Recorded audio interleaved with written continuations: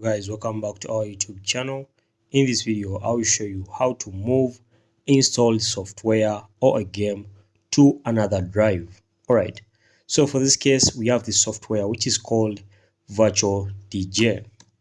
So I did install this software on my PC.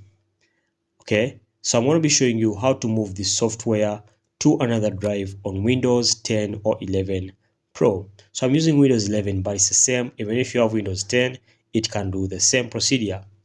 So first and foremost, on your keyboard, type or tap on Windows E. That's a shortcut. Once you tap on that shortcut, enlarge over here, and then you have to come and look for this PC.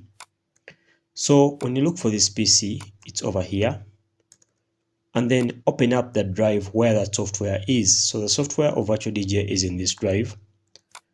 Now I'll open up this drive and then come to Program Files, and then I'll look for Virtual DJ folder. As you can see, Virtual DJ folder is over here and it is 534 MBs.